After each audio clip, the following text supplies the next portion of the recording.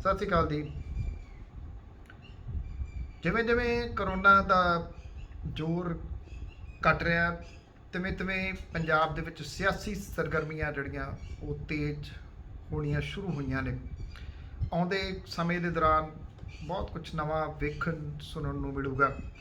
ਜੇ ਹੁਣ ਤੱਕ ਦੀ ਗੱਲ ਜਿਹੜੀ ਉਹ ਕਰਨੀ ਹੋਵੇ ਤੇ ਕਾਂਗਰਸ ਦਾ ਜਿਹੜਾ ਕਲੇਸ਼ ਹੈ ਉਹ ਦਿੱਲੀ ਪਹੁੰਚ ਗਿਆ ਹੋਇਆ।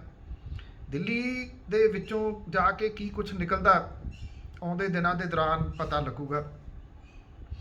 ਇਹ ਕਿਹਾ ਜਾ ਰਿਹਾ ਹੈ ਕਿ ਜਿਹੜਾ ਪੰਜਾਬ ਦੇ ਵਿੱਚ ਉਹ ਦੋ ਡਿਪਟੀ ਮੁੱਖ ਮੰਤਰੀ ਬਣਾਏ ਜਾ ਸਕਦੇ ਆ। ਫਿਰ ਇੱਥੇ ਜਿਹੜੀ ਉਹ ਕਾਸਟ ਦੀ ਗੱਲ ਹੋਊਗੀ, ਮਤਲਬ ਕਿ ਇੱਕ ਜੱਟ ਡਿਪਟੀ ਮੁੱਖ ਮੰਤਰੀ ਹੋ ਸਕਦਾ ਤੇ ਇੱਕ ਦਲਿਤ ਭਾਈਚਾਰੇ ਦੇ ਵਿੱਚੋਂ ਡਿਪਟੀ ਮੁੱਖ ਮੰਤਰੀ ਹੋ ਸਕਦਾ, ਜਿਹੜੀਆਂ ਕਿਆਸ ਰਾਈਆਂ ਨੇ। ਉੱਤਰ ਪ੍ਰਦੇਸ਼ ਦੇ ਵਿੱਚ ਵੀ ਚੋਣਾਂ ਹੋਣੀਆਂ ਨੇ 2001 ਦੇ ਵਿੱਚ। ਭਾਰਤੀ ਜਨਤਾ ਪਾਰਟੀ ਦੇ ਵਾਸਤੇ ਉਹ ਬੜੀਆਂ ਅਹਿਮ ਨੇ। ਉੱਤਰ ਪ੍ਰਦੇਸ਼ ਦੇ ਵਿੱਚ ਵੀ ਇਸੇ ਤਰ੍ਹਾਂ ਦਾ ਭਾਰਤੀ ਜਨਤਾ ਪਾਰਟੀ ਉਹਨੂੰ ਸਾਹਮਣਾ ਕਰਨਾ ਪੈ ਰਿਹਾ। ਉੱਥੇ ਯੋਗੀ ਆਦਿੱਤਿਆਨਾਥ ਦੇ ਬਰਾਬਰ ਦੇ ਉੱਤੇ ਡਿਪਟੀ ਸੀਐਮ ਜਿਹੜਾ ਲਾਇਆ ਜਾ ਰਿਹਾ, ਜਿਹੜਾ ਉਹਨਾਂ ਨੂੰ ਸ਼ਾਇਦ ਮਨਜ਼ੂਰ ਨਹੀਂ, ਉਹ ਫੋਨ ਬੰਦ ਕਰੀ ਬੈਠੇ ਕਈ ਦਿਨਾਂ ਦੇ। ਚਲੋ ਉੱਤਰ ਪ੍ਰਦੇਸ਼ ਦੀ ਨਹੀਂ, ਆਪਾਂ ਪੰਜਾਬ ਦੀ ਬਹੁਤੀ ਗੱਲ ਕਰਦੇ ਹਾਂ। ਉੱਤਰ ਪ੍ਰਦੇਸ਼ ਦੀ ਸਪੈਸ਼ਲੀ ਤੌਰ ਦੇ ਉੱਤੇ ਇੱਕ ਦਿਨ ਗੱਲ ਕਰਾਂਗੇ ਕਿ ਕੀ ਮੌਜੂਦਾ ਹਾਲਾਤ ਨੇ, ਕੀ ਬਣ ਸਕਦੇ ਆ। ਜਿੰਨਾ ਯੋਗੀ ਆਦਿੱਤਿਆਨਾਥ ਨੂੰ ਦੱਸਿਆ ਜਾ ਰਿਹਾ ਕਿ ਕੀ ਉਹਨਾਂ ਉਹ ਸਟਰੋਂਗ ਲੀਡਰ ਨੇ। ਪੰਜਾਬ ਦੇ ਵਿੱਚ ਜਿਹੜੀ ਕਾਂਗਰਸ ਹੈ ਉਹਦੀ ਹਾਲਤ ਕਿਹੋ ਜਿਹੀ ਹੋਊਗੀ, ਇਹ ਸਾਰਾ ਕੁਝ ਨਿਰਭਰ ਹੈ ਹਾਈ ਕਮਾਂਡ ਦੇ ਉੱਤੇ। ਹੁਣ ਹਾਈ ਕਮਾਂਡ ਕਿਵੇਂ ਸਮਝਾ ਬੁਝਾ ਕੇ ਕਾਂਗਰਸੀਆਂ ਨੂੰ ਭੇਜਦੀ ਹੈ, ਕਿ ਉਹ ਕੈਪਟਨ ਅਮਰਿੰਦਰ ਸਿੰਘ ਹੋਰਾਂ ਨੂੰ ਮਨਾਉਣ ਦੇ ਵਿੱਚ ਸਫਲ ਹੋ ਜਾਂਦੀ ਹੈ ਕਿ ਉਹ ਆਪਣਾ ਉਹ ਬਿਆਨ ਵਾਪਸ ਲੈਣਗੇ ਜਿਹਦੇ 'ਚ ਉਹ ਕਹਿੰਦੇ ਸੀਗੇ ਕਿ ਕਾਂਗਰਸ ਦੇ ਵਾਸਤੇ ਮੇਰੇ ਵੱਲੋਂ ਨਵਜੋਤ ਸਿੰਘ ਸਿੱਧੂ ਲਈ ਬੂਹੇ ਬੰਦ ਹੋ ਗਏ ਆ। ਤੇ ਦੂਜੀ ਗੱਲ ਉਹ ਕਹਿੰਦੇ ਸੀ ਕਿ ਪਟਿਆਲੇ ਤੋਂ ਆ ਕੇ ਚੋਣ ਲੜ ਲਏ ਨਵਜੋਤ ਸਿੰਘ ਸਿੱਧੂ, ਉਹਦੀ ਮੈਂ ਜ਼ਮਾਨਤ ਜ਼ਬਤ ਕਰਾਉਂ। ਦੂਸਰੇ ਪਾਸੇ ਨਵਜੋਤ ਸਿੰਘ ਸਿੱਧੂ ਨੂੰ ਕੀ ਹਾਈ ਕਮਾਂਡ ਜਿਹੜੀ ਉਹ ਸਮਝਾਉਣ ਦੇ ਵਿੱਚ ਸਫਲ ਹੋ ਜੂਗੀ, ਜਿਹੜੇ ਕਿ ਉਹਨਾਂ ਨੇ ਸਿੱਧੇ ਨਿਸ਼ਾਨੇ ਕੈਪਟਨ ਅਮਰਿੰਦਰ ਸਿੰਘ ਹੋਰਾਂ ਦੇ ਉੱਤੇ ਲਾਏ ਆ। ਜਿਹੜੇ ਸਵਾਲ ਨੇ ਕਿ ਗੁਰੂ ਗ੍ਰੰਥ ਸਾਹਿਬ ਦੀ ਬੇਅਦਬੀ ਵਾਲੇ ਮਾਮਲੇ ਕਿਉਂ ਨਹੀਂ ਸੁਲਝੇ, ਗੁਰੂ ਗ੍ਰੰਥ ਸਾਹਿਬ ਦੀ ਬੇਅਦਬੀ ਤੋਂ ਬਾਅਦ ਵਾਪਰੀਆਂ ਘਟਨਾਵਾਂ ਵਾਲੇ ਮਾਮਲੇ ਜਿਹਦੇ ਵਿੱਚ ਪੁਲਿਸ ਗੋਲੀ ਸ਼ਾਮਲ ਹੈ, ਜਿਹਦੇ ਵਿੱਚ 2 ਜਾਣਿਆਂ ਦੀ ਜਾਨ ਗਈ, ਉਹ ਮਾਮਲਾ ਕਿਉਂ ਨਹੀਂ ਸੁਲਝਿਆ। ਕੀ ਹਾਈ ਕਮਾਂਡ ਨਵਜੋਤ ਸਿੰਘ ਸਿੱਧੂ ਹੋਰਾਂ ਨੂੰ ਇਸ ਮਾਮਲੇ ਦੇ ਉੱਤੇ ਠੰਡਿਆਂ ਕਰ ਲਓ ਕਿ ਕੈਪਟਨ ਅਮਰਿੰਦਰ ਸਿੰਘ ਹੋਰੀ ਬਾਦਲ ਪਰਿਵਾਰ ਦੇ ਨਾਲ ਰਲੇ ਹੋਏ ਆ। ਕੀ ਇਹ ਜਿਹੜੇ ਕਾਂਗਰਸੀ ਜਿਹਦੇ ਵਿੱਚ ਸੁਖਜਿੰਦਰ ਸਿੰਘ ਰੰਧਾਵਾ, ਚਰਨਜੀਤ ਸਿੰਘ ਚੰਨੀ, ਪ੍ਰਗਟ ਸਿੰਘ ਹੋਰਾਂ ਦੇ ਖਾਸ ਤੌਰ ਦੇ ਉੱਤੇ, ਪ੍ਰਗਟ ਸਿੰਘ ਹੋਰਾਂ ਦੀ ਅਹਿਮੀਅਤ ਇਸ ਕਰਕੇ ਆ ਉਹ ਘੱਟ ਬੋਲਣ ਵਾਲੇ ਨੇਤਾਵਾਂ ਦੇ ਵਿੱਚੋਂ ਨੇ, ਨਾਪ ਤੁਲ ਕੇ ਬੋਲਦੇ ਆ। ਜਿਹੜੀ ਉਹ ਗੱਲ ਕਹਿੰਦੇ ਆ ਕਿ ਲੋਕਾਂ ਦੇ ਵਿੱਚ ਇਹ ਧਾਰਨਾ ਬਣ ਗਈ ਹੋਈ ਆ, ਕਿਉਂਕਿ ਲੋਕਾਂ ਦੇ ਵਿੱਚ ਜਿਹੜੀ ਪਰਸੈਪਸ਼ਨ ਬਣ ਜਾਂਦੀ ਆ ਉਹ ਤੋੜ ਸਕਣੀ ਬੜੀ ਔਖੀ ਹੁੰਦੀ ਆ। ਉਹ ਕਹਿੰਦੇ ਲੋਕਾਂ 'ਚ ਇਹ ਧਾਰਨਾ ਬਣ ਗਈ ਹੋਈ ਆ, ਪਰਸੈਪਸ਼ਨ ਬਣ ਗਈ ਆ ਕਿ ਕੈਪਟਨ ਸਾਹਿਬ ਬਾਦਲ ਪਰਿਵਾਰ ਦੇ ਨਾਲ ਮਿਲੇ ਹੋਏ ਆ, ਇਸ ਕਰਕੇ ਉਹ ਉਹਨਾਂ ਨੂੰ ਕਿਸੇ ਕਿਸਮ ਦਾ ਕੋਈ ਜਿਹੜਾ ਨੁਕਸਾਨ ਨਹੀਂ ਪਹੁੰਚਾਉਣਾ ਚਾਹੁੰਦੇ। ਦੇਖੋ, ਜੇ ਜਾਂਚ ਦੀ ਗੱਲ ਹੈ, ਜਾਂਚ ਹੋਣੀ ਚਾਹੀਦੀ ਹੈ। ਇਹੋ ਤਾਂ ਹੈ ਨਹੀਂ ਕਿ ਕਿਸੇ ਨੂੰ ਟਾਰਗੇਟ ਬਣਾ ਕੇ ਨੁਕਸਾਨ ਜਿਹੜਾ ਉਹ ਪਹੁੰਚਾ ਦੇਣਾ ਚਾਹੀਦਾ, ਉਹ ਤਾਂ ਨਹੀਂ ਕਿਸੇ ਵੀ ਹਾਲਤ 'ਚ ਹੋਣਾ ਚਾਹੀਦਾ। ਪਰ ਇਨਵੈਸਟੀਗੇਸ਼ਨ ਜੋ ਕੁਝ ਪਿਛਲੇ 10 ਸਾਲਾਂ ਦੇ ਜਦੋਂ ਸਰਕਾਰ ਨੇ ਰਾਜ ਕੀਤਾ, ਕਿੱਡੇ ਵੱਡਾ ਕੁਝ ਜਿਹੜਾ ਉਹ ਸਾਹਮਣੇ ਆ। ਕਿਤੇ ਨੂੰ ਭੁੱਲ ਗਿਆ ਕਿਤੇ ਲੋਕਾਂ ਨੂੰ ਕਿ ਉਹ ਇਰੀਗੇਸ਼ਨ ਡਿਪਾਰਟਮੈਂਟ ਦਾ 2000 ਕਰੋੜ ਰੁਪਈਏ ਦਾ ਘਪਲਾ ਕਿੱਥੇ ਆ। ਇੱਕ ਸੁਰਿੰਦਰ ਭਲਵਾਨ ਜਿਹੜਾ ਫੜਿਆ ਸੀ, ਉਹ ਮਾਮਲਾ ਕਿੱਥੇ ਆ। ਕਿਸ ਤਰੀਕੇ ਦੇ ਨਾਲ ਇੱਕ ਤੋਂ ਬਾਅਦ ਇੱਕ ਘਪਲਾ, ਇੰਨੇ ਘਪਲੇ ਕਿ ਘਪਲੇ ਹੀ ਘਪਲੇ ਸੀਗੇ, ਉਹ ਸਾਰੇ ਦਬਾ ਦਿੱਤੇ ਗਏ। 4.5 ਸਾਲਾਂ ਦੇ ਦੌਰਾਨ ਕੁਝ ਵੀ ਨਹੀਂ ਫੜਿਆ ਗਿਆ, ਇਸ ਕਰਕੇ ਕਿ ਜੇ ਉਹ ਆ ਗਏ ਤੇ ਫਿਰ ਸਾਨੂੰ ਨਹੀਂ ਫੜਨਗੇ। ਇਹ ਗੱਲ ਤਾਂ ਪਰਸੈਪਸ਼ਨ ਤਾਂ ਲੋਕਾਂ ਦੇ ਮਨਾਂ ਦੇ ਵਿੱਚ ਬਣੀ ਹੋਈ ਹੈ, ਕਿਉਂਕਿ ਕੈਪਟਨ ਸਾਹਿਬ ਦੇ ਬਿਆਨ ਜਿਹੜੇ ਨੇ ਉਹ ਅੱਜ ਵੀ ਵੀਡੀਓ ਦੇ ਰੂਪ ਦੇ ਵਿੱਚ ਪਏ ਨੇ ਸਾਰੇ। ਚਾਹੇ ਉਹ ਬੇਅਦਬੀ ਵਾਲੇ ਮਾਮਲੇ ਦੇ ਉੱਤੇ ਆ, ਉਹ ਓਪਨਲੀ ਕਹਿ ਰਹੇ ਆ ਕਿ ਮੈਨੂੰ ਸਭ ਪਤਾ ਕਿਹਨੇ ਬੇਅਦਬੀ ਕੀਤੀ ਹੈ, ਮੈਂ ਫੜ ਕੇ ਅੰਦਰ ਦਊਂ, ਉਹ ਨਾਮ ਲੈ ਰਹੇ ਆ ਸਿੱਧੇ। ਉਹ ਚਿੱਟੇ ਵਾਲੇ ਮਾਮਲੇ ਦੇ ਵਿੱਚ ਵੀ ਜਿਹੜਾ ਕਹਿ ਰਹੇ ਆ ਉਹ ਤਾਂ ਉਹਦੇ ਵਿੱਚ ਤਾਂ ਇੱਕ ਧਾਰਮਿਕ ਰੰਗਤ ਵੀ ਆ ਜਾਂਦੀ ਹੈ ਕਿ ਉਹਨਾਂ ਨੇ ਗੁਟਕਾ ਚੁੱਕ ਕੇ ਸਹੁੰ ਖਾਧੀ ਸੀ। ਚਲੋ ਹੁਣ ਉਹ ਜੋ ਮਰਜ਼ੀ ਕਹੀ ਜਾਣ ਵੀ ਮੈਂ ਤਾਂ ਕਿਹਾ ਸੀ ਲੱਕ ਤੋੜੂੰਗਾ, ਮੈਂ ਲੱਕ ਤੋੜਤਾ, ਲੱਕ ਕਿੰਨਾ ਕੁ ਟੁੱਟਿਆ ਉਹ ਆਪਾਂ ਨੂੰ ਸਭ ਨੂੰ ਪਤਾ। ਇਹ ਸਰਗਰਮੀਆਂ ਜਿਹੜੀਆਂ ਜੇ ਤਾਂ ਕਾਂਗਰਸ ਵਾਲੇ ਉਹਨਾਂ ਨੂੰ ਹਾਈ ਕਮਾਂਡ ਜਿਹੜੀ ਆ ਉਹ ਮਨਾ ਲੈਂਦੀ ਆ, ਕਿਤੇ ਨਾ ਕਿਤੇ ਸਮਝੌਤਾ ਹੋ ਜਾਂਦਾ, ਦੋ ਡਿਪਟੀ ਸੀਐਮ ਲੱਗ ਜਾਂਦੇ ਆ, ਤਾਂ ਇਹ ਜਿਹੜੇ ਸਵਾਲ ਨੇ ਇਹ ਸਵਾਲ ਕਿਵੇਂ ਹੱਲ ਹੋਣਗੇ? ਕੀ ਇਹਨਾਂ ਦਾ ਹੱਲ ਕੋਈ ਅਗਲੇ ਮਹੀਨੇ 2 ਮਹੀਨਿਆਂ ਦੇ ਵਿੱਚ ਕੱਢ ਲਿਆ ਜਾਊਗਾ? ਜੇ ਨਹੀਂ ਨਿਕਲਦਾ ਤੇ ਫਿਰ ਕਾਂਗਰਸੀ ਜਿਹੜੇ ਇਹ ਰੌਲਾ ਪਾ ਰਹੇ ਆ ਇਸ ਵੇਲੇ, ਜਿਨ੍ਹਾਂ ਨੇ ਇਹ ਸਵਾਲ ਚੁੱਕੇ ਆ, ਜਾਇਜ਼ ਨੇ, ਬਹੁਤ ਜਾਇਜ਼ ਨੇ ਉਹ ਸਵਾਲ, ਉਹ ਉਹਨਾਂ ਦੇ ਹੱਲ ਕੀਤੇ ਤੋਂ ਬਿਨਾਂ ਹੁਣ ਲੋਕਾਂ ਦੇ ਵਿੱਚ ਵਾਪਸ ਕਿਵੇਂ ਆਉਣਗੇ? ਇਹ ਬੜਾ ਵੱਡਾ ਜਿਹੜਾ ਉਹ ਸਵਾਲ ਹੋਊਗਾ ਇਸ ਵੇਲੇ। ਜਿਹੜਾ ਜੋੜ ਤੋੜ ਆ ਉਹ ਵੀ ਵਾਵਾ ਸ਼ੁਰੂ ਹੋ ਗਿਆ। ਇੱਥੇ ਸਮਰਾਲੇ ਤੋਂ ਨੇ ਖੀਰਨੀਆ ਸਾਹਿਬ, ਉਹ ਅਕਾਲੀ ਦਲ ਨੂੰ ਛੱਡ ਕੇ, ਕਿਉਂਕਿ ਉੱਥੇ ਅਕਾਲੀ ਦਲ ਨੇ ਹੋਰ ਲਾਤਾ, ਉਹ ਆਮ ਆਦਮੀ ਪਾਰਟੀ ਦੇ ਵਿੱਚ ਚਲੇ ਗਏ। ਉਧਰ ਬਠਿੰਡਾ ਦਿਹਾਤੀ ਤੋਂ ਜਿਹੜੀ ਰੁਪਿੰਦਰ ਰੂਬੀ ਆ, ਉਹਦੇ ਬਾਰੇ ਇਹ ਕਨਸੂਆਂ ਨੇ ਕਿ ਉਹ ਅਕਾਲੀ ਦਲ ਜੁਆਇਨ ਕਰ ਸਕਦੀ ਹੈ। ਸੁਖਪਾਲ ਸਿੰਘ ਖਹਿਰਾ ਕਮਾਲੂ ਤੇ ਭਦੌੜ ਤੋਂ ਨੇ ਪਿਰਮਲ ਸਿੰਘ, ਉਹ ਕਾਂਗਰਸ ਦੇ ਵਿੱਚ ਜਾ ਰਹੇ ਨੇ। ਅਜਿਹੀਆਂ ਕਨਸੂਆਂ ਜਿਹੜੀਆਂ ਵੱਡੇ ਪੱਧਰ ਦੇ ਉੱਤੇ ਚੱਲੀ ਜਾਂਦੀਆਂ ਨੇ, ਕੋਈ ਇੱਧਰ ਆ ਰਿਹਾ, ਕੋਈ ਉੱਧਰ ਨੂੰ ਜਾ ਰਿਹਾ।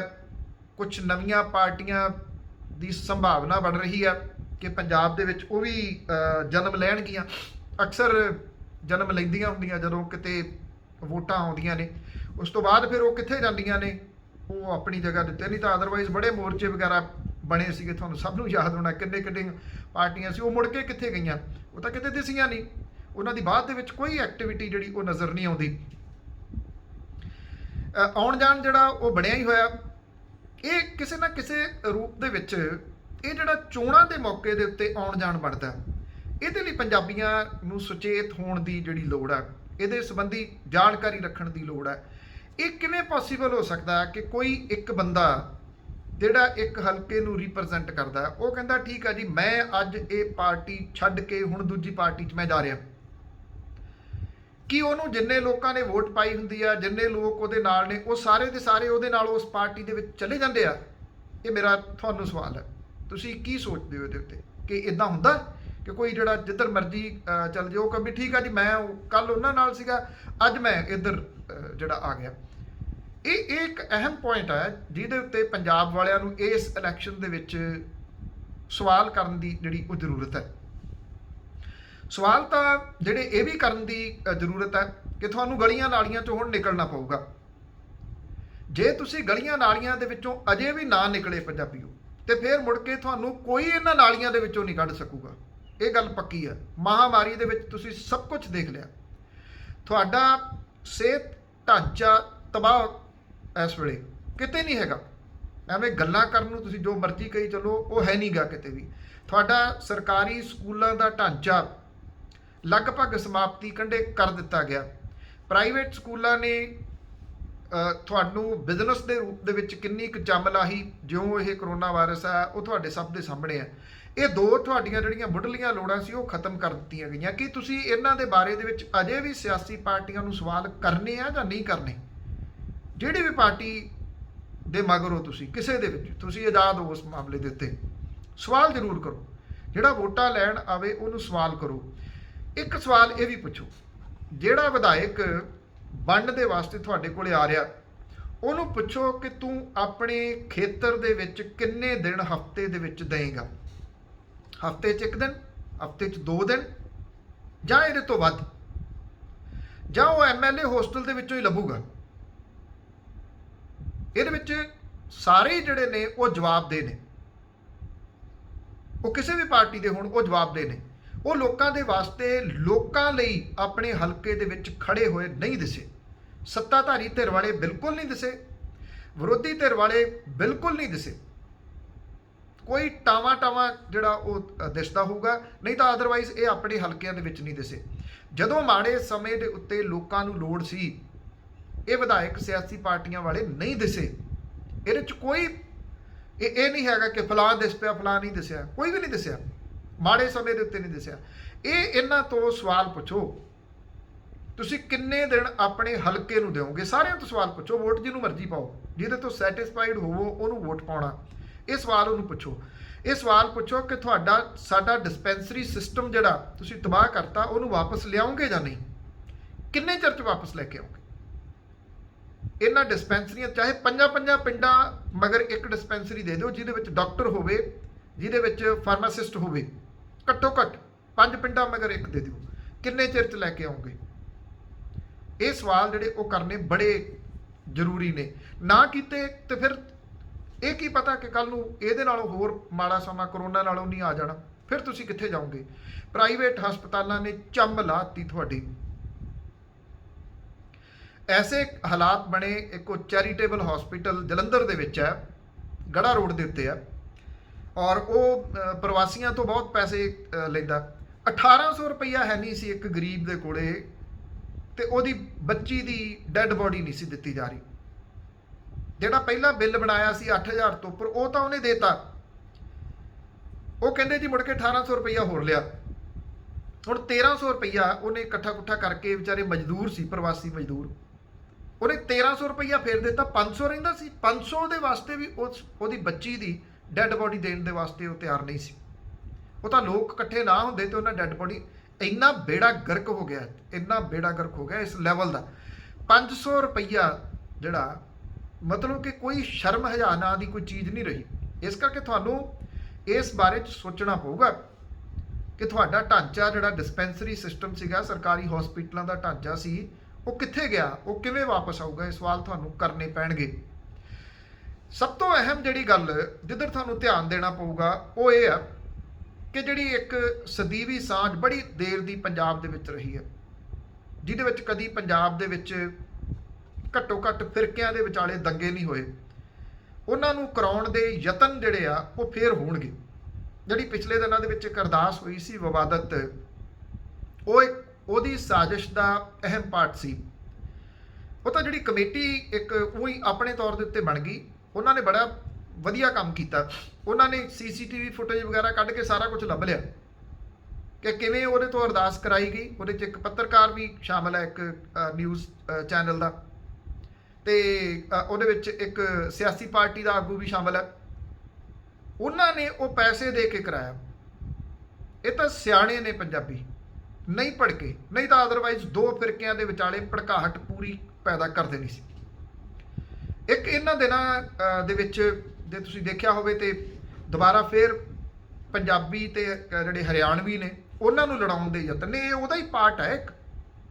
ਸਾਰਾ ਕੁਝ ਜਿਹੜਾ ਵੀ ਕਿਸੇ ਤਰੀਕੇ ਨਾਲ ਗੜਬੜ ਜਿਹੜੀ ਉਹ ਹੋਵੇ। ਜਿਹੜੇ ਫਿਲਮ ਅਦਾਕਾਰ ਦੀਪ ਸਿੱਧੂ ਨੇ, ਉਹ ਲਗਾਤਾਰ ਹਰਿਆਣਵੀਆਂ ਦੇ ਖਿਲਾਫ ਬਿਆਨ ਦੇ ਰਹੇ ਆ ਇੱਕ ਖਾਸ ਨਿਸ਼ਾਨੇ ਦੇ ਤਹਿਤ। ਉਹ ਲਗਾਤਾਰ ਉਹਨਾਂ ਦੇ ਉੱਤੇ ਕਿੰਤੂ ਪਰੰਤੂ ਕਰ ਰਹੇ ਆ। ਉਹਨਾਂ ਦੀ ਜਿਹੜੀ ਸ਼ਮੂਲੀਅਤ ਆ ਕਿਸਾਨ ਅੰਦੋਲਨ ਦੇ ਵਿੱਚ, ਉਹਨੂੰ ਲੈ ਕੇ ਉਹਨੂੰ ਕੋਈ ਹੱਕ ਨਹੀਂਗਾ ਇਸ ਤਰ੍ਹਾਂ ਦੀ ਗੱਲ ਜਿਹੜੀ ਉਹ ਕਰਨ ਦਾ। ਹਰਿਆਣਾ ਜਿਹੜਾ ਉਹ ਪੰਜਾਬ ਦੇ ਵਿੱਚੋਂ ਨਿਕਲਿਆ ਹੋਇਆ ਸੂਬਾ। ਪੰਜਾਬੀ ਤੇ ਹਰਿਆਣਵੀ ਜਿਹੜੇ ਨੇ ਉਹਨਾਂ ਦਾ ਕਲਚਰ ਇੱਕ ਹੈ, ਬੋਲੀ 'ਚ ਥੋੜ੍ਹਾ ਬਹੁਤਾ ਵਖਰੇਵਾਂ ਹੈ, ਸਾਂਝਾਂ ਨੇ, ਬਹੁਤ ਪੀੜ੍ਹੀਆਂ ਸਾਂਝਾਂ ਨੇ। ਉਹਨੂੰ ਕੀ ਪਤਾ ਕਿ ਜਦੋਂ 27 ਤਰੀਕ ਨੂੰ ਮਾੜੇ ਹਾਲਾਤ ਪੈਦਾ ਹੋ ਗਏ ਸਨ 26 ਜਨਵਰੀ ਦੇ ਕਰਕੇ, ਤਾਂ ਉਸ ਵੇਲੇ ਕਿਵੇਂ ਹਰਿਆਣੇ ਦੇ ਲੋਕ ਕੰਧ ਬਣ ਕੇ ਖੜੇ ਹੋ ਗਏ ਸਨ ਗਾਜੀਪੁਰ ਬਾਰਡਰ ਦੇ ਉੱਤੇ, ਟਿੱਕਰੀ ਬਾਰਡਰ ਦੇ ਉੱਤੇ, ਔਰ ਉਧਰ ਜਿਹੜਾ ਸਿੰਘੂ ਬਾਰਡਰ ਉਹਦੇ ਉੱਤੇ।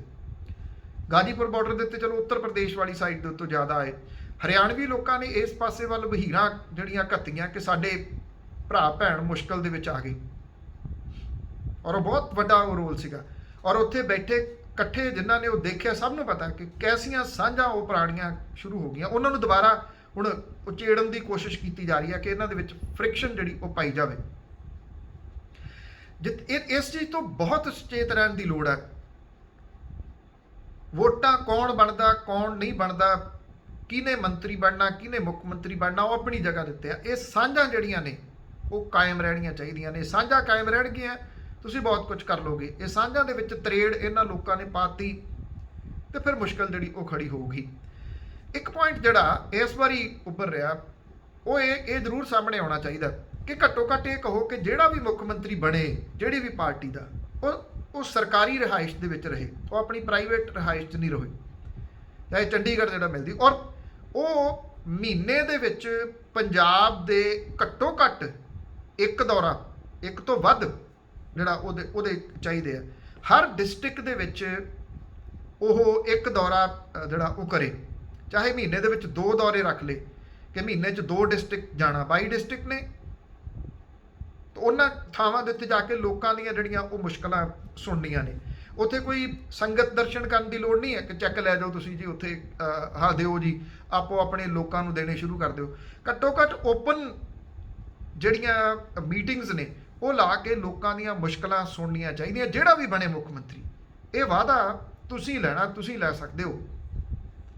ਜੇ ਅਜਿਹਾ ਕੁਝ ਕਰਨ ਦੇ ਵਿੱਚ ਤੁਸੀਂ ਸਫਲ ਹੋ ਗਏ ਤਾਂ ਕੁਝ ਇਹ ਆਪਾਂ ਕਹਾਂਗੇ ਕਿ ਅਵੇਅਰਨੈਸ ਲੋਕਾਂ ਦੇ ਵਿੱਚ ਕ੍ਰੀਏਟ ਹੋ ਗਈ, ਚਾਹੇ ਉਹ ਕਿਸਾਨ ਅੰਦੋਲਨ ਦੀ ਵਜ੍ਹਾ ਕਰਕੇ ਹੋ ਗਈ, ਚਾਹੇ ਮਹਾਮਾਰੀ ਦੇ ਮਾੜੇ ਦੌਰ ਦੇ ਵਿੱਚੋਂ ਲੰਘਦਿਆਂ ਹੋ ਗਈ।